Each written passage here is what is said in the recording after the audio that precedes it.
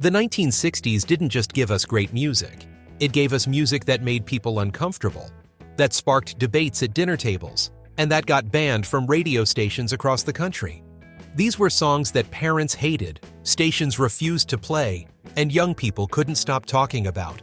These are 12 controversial songs that defined the 60s. Number 12, Blowin' in the Wind by Bob Dylan.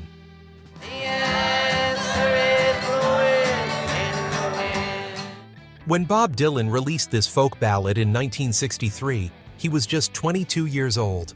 The song asked questions that made a lot of people squirm. How many roads must a man walk down? How many times can a man turn his head, pretending he just doesn't see? The answer, my friend, is blowing in the...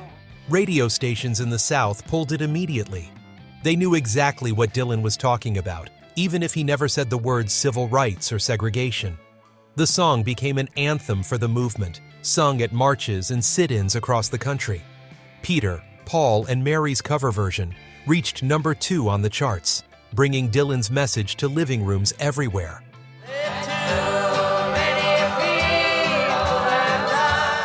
What made it controversial wasn't just the subject matter. It was the way Dylan refused to give answers. He just kept asking questions, leaving listeners to face their own consciences. For a country trying to avoid talking about race, that was more dangerous than any protest sign.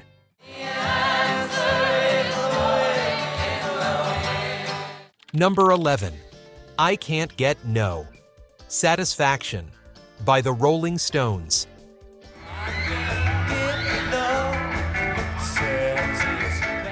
In 1965, the Rolling Stones released a song that changed rock and roll forever. Keith Richards woke up in a hotel room with a riff in his head, recorded it half asleep, and went back to bed. That riff became one of the most recognizable in music history. But it wasn't the guitar that got them in trouble.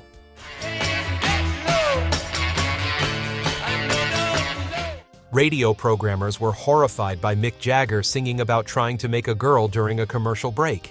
Ed Sullivan made them change the lyrics when they performed it on his show. Some stations banned it outright. The song hit number 1 anyway.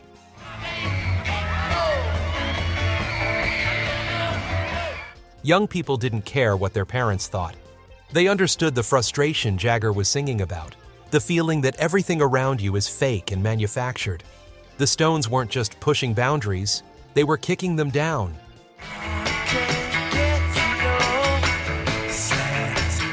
This wasn't the Beatles' polite British invasion. This was raw, sexual, and unapologetic. The Stones became the bad boys parents warned their daughters about, and that song was exactly why.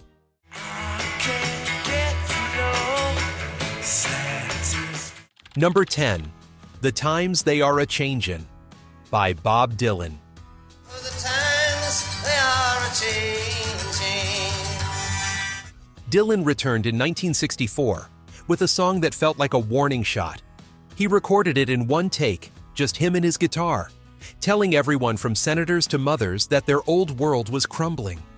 Senators, congressmen, please heed the call.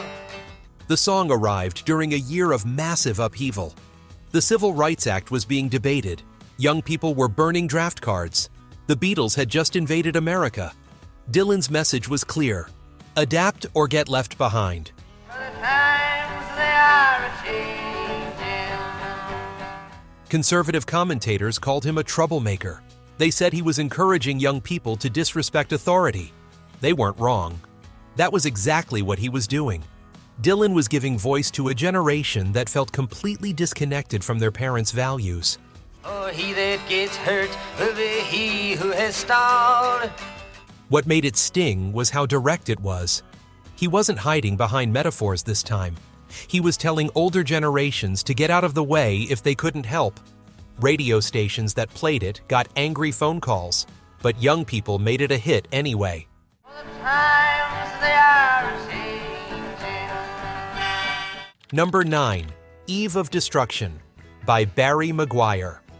Believe we're on the eve of destruction.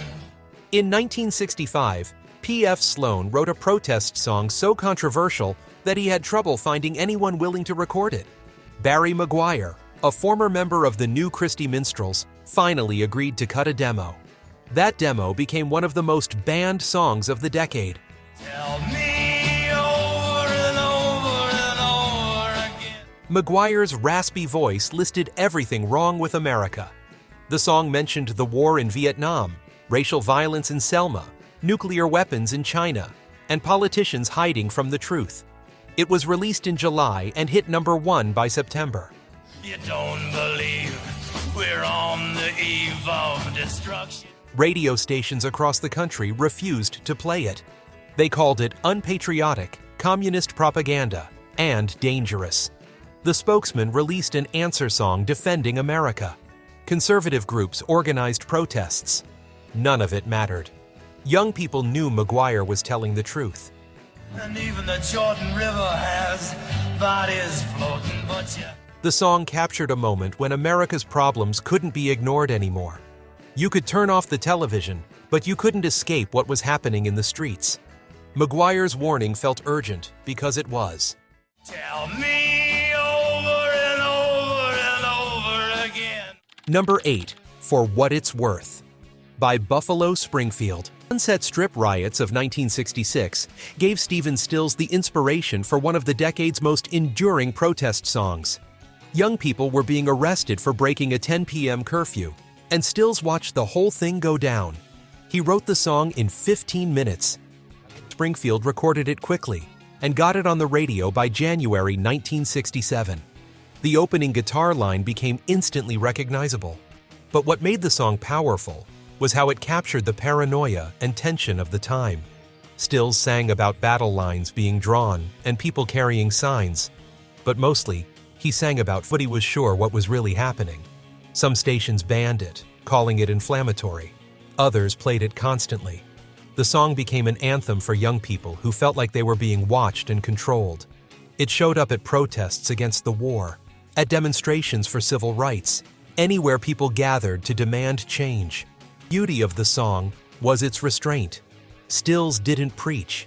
He just described what he saw, and that made it more powerful than any sermon. Number 7, White Rabbit by Jefferson Airplane.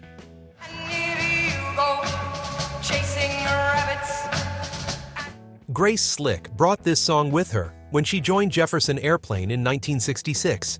She'd written it as a commentary on parents who read their children's stories about Alice eating mushrooms and growing bigger, then got upset when those same children experimented with drugs. One pill makes you larger. The song built like a bad trip, starting quiet and ending in chaos. Slick's vocals commanded you to feed your head. Radio programmers knew exactly what she meant. Many banned it immediately. But FM radio was just taking off, and DJs on those stations loved it. The song became a staple of underground radio and the psychedelic movement. When Jefferson Airplane performed it at Woodstock in 1969, it felt like a victory lap.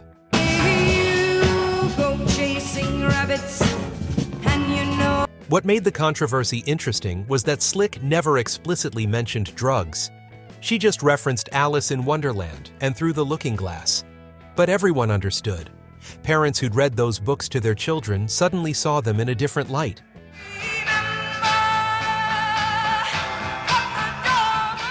The song's popularity showed how wide the generation gap had become. What seemed innocent to one generation was a drug anthem to another. Number 6, I Feel Like I'm Fixin' to Die by Country Joe and the Fish Country.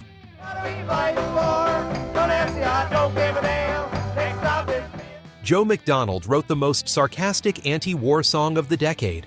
Released in 1967, it mocked everyone involved in Vietnam, from military generals to politicians to parents sending their sons to die.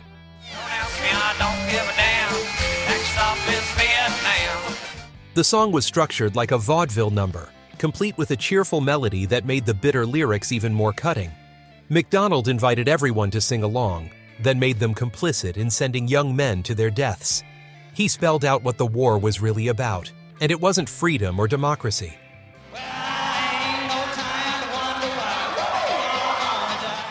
Radio stations wouldn't touch it. It was too controversial, too angry, too honest. But at protests and concerts, it became the song everyone knew. When McDonald performed it at Woodstock, 500,000 people joined in on the fish cheer.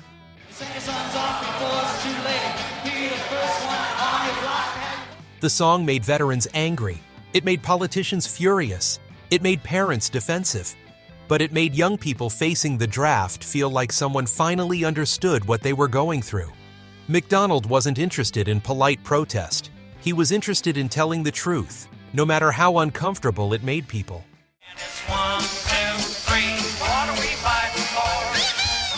Number 5, Street Fighting Man, by the Rolling Stones.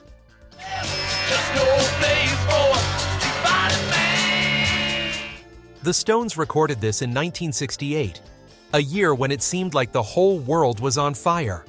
Paris students were rioting. Chicago police were beating protesters at the Democratic Convention. Martin Luther King Jr. and Robert Kennedy had been assassinated.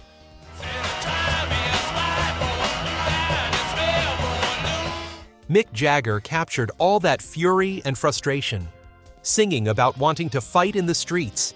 Radio stations in Chicago banned it immediately, fearing it would incite more violence. Other cities followed. The controversy only made people want to hear it more.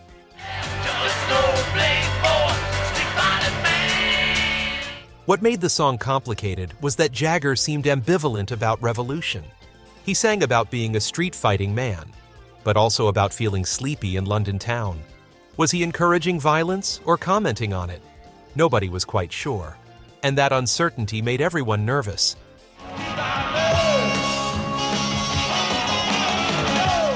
The Stones were walking a tightrope. They wanted to capture the revolutionary spirit without actually calling for revolution. They succeeded in making a song that felt dangerous, even if its message was unclear.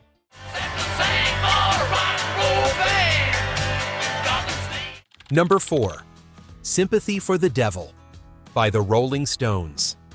Pleased to meet you. Hope you guessed my name. The Stones weren't done courting controversy in 1968.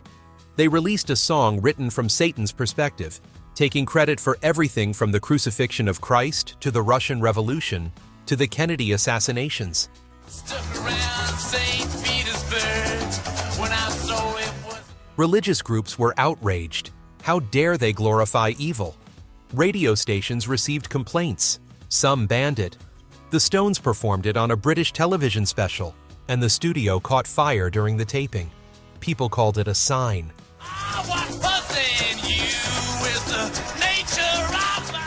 Jagger later said the song was inspired by Mikhail Bulgakov's novel The Master and Margarita, and was meant to make people think about the evil that humans commit.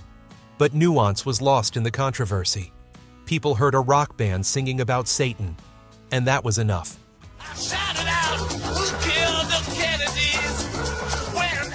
The song showcased the Stones at their most provocative. They knew exactly what they were doing, how far they could push. The controversy helped make it one of their most famous songs, still shocking new listeners decades later.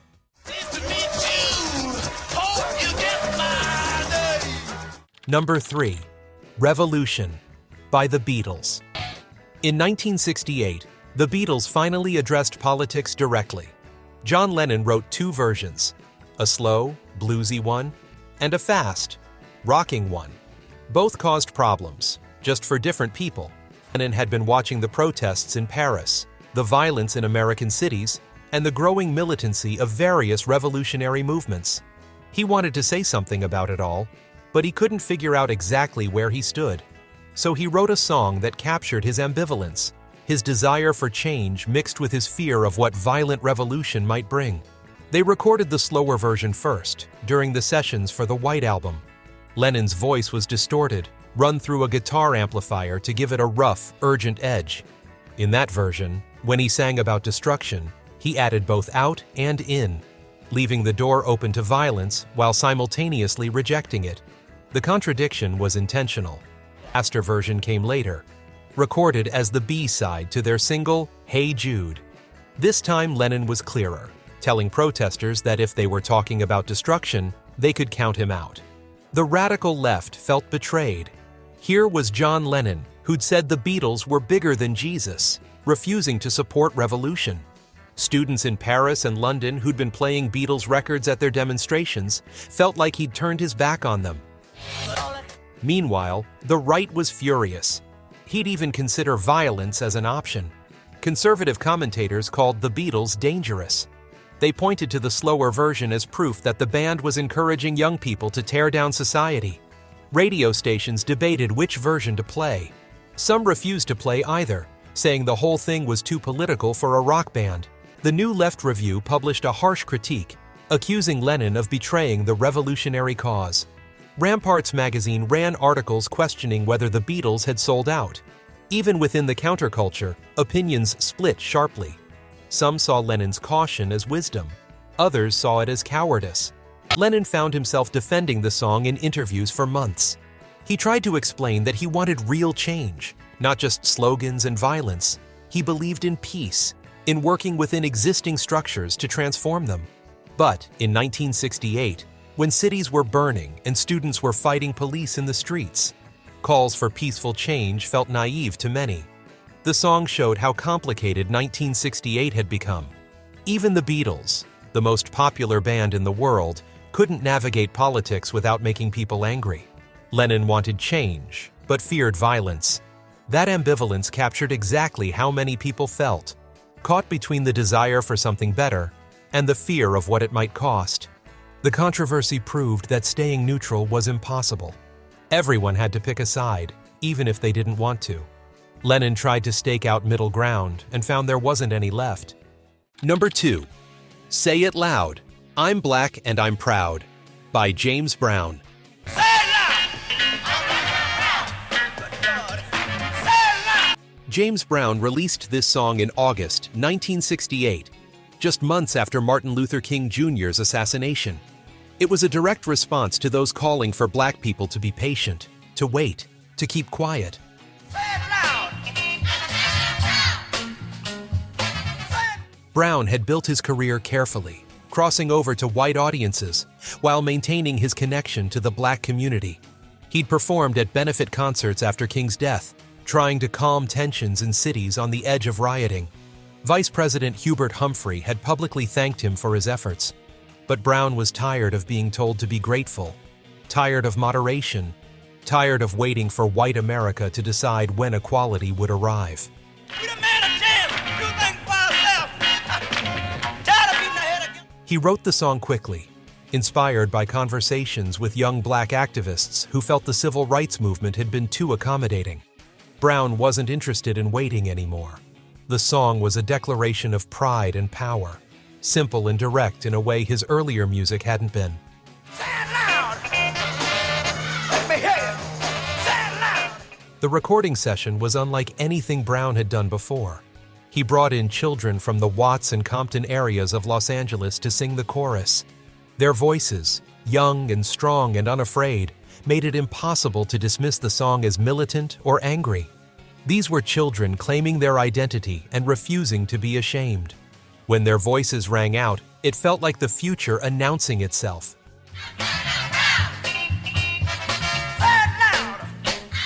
Many radio stations refused to play it. Program directors called Brown's management, saying it was divisive, that it promoted racial separatism. They worried it would inflame tensions. Some stations that had played Brown's music for years suddenly found excuses not to add this one to their playlists. White listeners who'd supported Brown's earlier work, who'd danced to Papa's Got a Brand New Bag and I Got You, turned away. Brown didn't care. The song wasn't for them. God, Cornelius! Soul Train! The Black community embraced it immediately. The song shot to number 1 on the R&B charts and climbed to number 10 on the pop charts despite the radio resistance. People bought the single in record stores, requested it on Black radio stations, played it at gatherings and celebrations. It became more than a song. It became a statement of self-determination. Say it loud! Get on the train! The song became an anthem for the Black Power movement. Stokely Carmichael and other activists praised it. It gave people permission to be proud of their identity at a time when society told them they should be grateful just to be tolerated. Brown's declaration was revolutionary in its simplicity. He wasn't asking for acceptance. He was claiming pride as a birthright. Get on the train! What made it controversial wasn't just the message, it was the timing. America was still reeling from King's death, from riots in cities across the country, from the fear that racial violence might tear the nation apart. Brown's song felt like throwing gasoline on a fire to many white Americans. But for Black Americans, especially young ones tired of being told to calm down and be patient, it felt like oxygen. It felt like permission to breathe.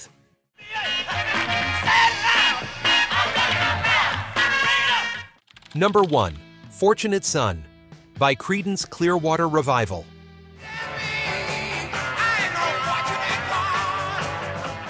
John Fogerty wrote this song in 1969 after watching David Eisenhower's wedding on television. Here was the grandson of one president and the son-in-law of another, someone who would never see combat in Vietnam, while the sons of factory workers and farmers were coming home in body bags.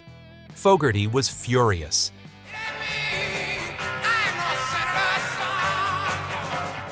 He'd grown up working class in El Cerrito, California. He knew guys from his neighborhood who'd been drafted, who'd gone to Vietnam, while rich kids got college deferments or found doctors willing to diagnose conditions that kept them stateside. The unfairness of it burned in him. He sat down and wrote the song in about 20 minutes, the anger pouring out.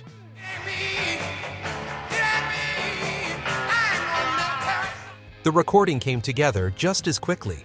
Creedence Clearwater Revival was at the height of their powers in 1969, churning out hits with an efficiency that seemed almost supernatural. They cut Fortunate Son in a single day, capturing the raw fury of the song in a tight 2.5 minutes. No wasted words, no unnecessary verses. Just pure concentrated rage at a system that valued some lives over others.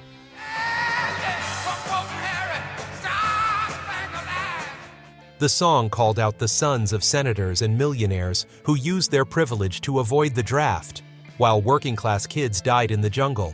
Fogerty didn't name names, but everyone knew who he meant. Bill Clinton had avoided the draft. Donald Trump had gotten 5 deferments. The vice president's son was in the National Guard, safely stateside. Meanwhile, kids who couldn't afford college or didn't have family connections were getting drafted at 18 and sent to the jungle.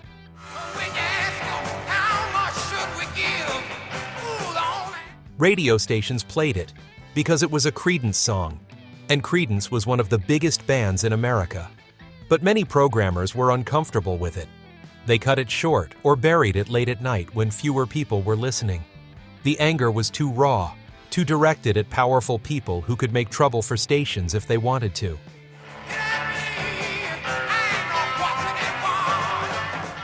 But soldiers in Vietnam made it their anthem. They played it on armed forces radio when they could. They sang it in barracks and bars. They knew exactly who Fogerty was talking about. They were living the injustice he described. Every time a senator's son got another deferment or a wealthy family found another loophole, soldiers in the field heard about it. Fortunate Son said what they'd been thinking but couldn't say.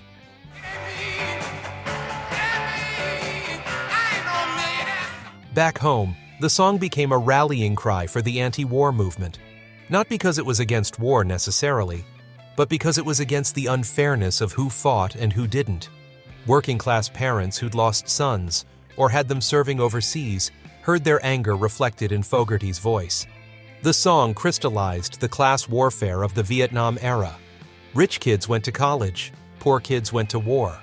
Fogerty wasn't subtle about it. He didn't need to be. Everyone knew it was true.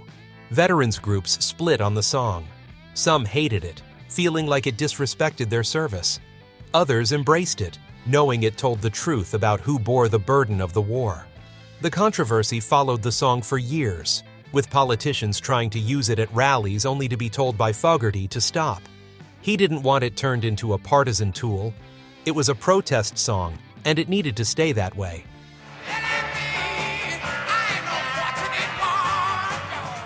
What made the song powerful was Fogerty's restraint. He could have written 10 verses listing every injustice, every privileged kid who avoided service while poor kids died. He said everything he needed to say in 2.5 minutes, then got out. The brevity made it hit harder. There was no time to look away or make excuses. Just truth, delivered fast and angry. These 12 songs didn't just soundtrack the 1960s. They helped define what the decade meant. They challenged authority, questioned war, demanded equality, and refused to be polite about it. They got banned, protested, and debated. But they also got played, sung along to, and remembered. The artists who created them took risks. They knew they'd make people angry. They did it anyway because they believed music could be more than entertainment. It could be a force for change, a mirror held up to society, a voice for people who felt voiceless. If you enjoyed this look back at the music that shook the world, hit that like button and subscribe for more stories from the decades that defined modern music. And let us know in the comments which of these songs still gives you chills.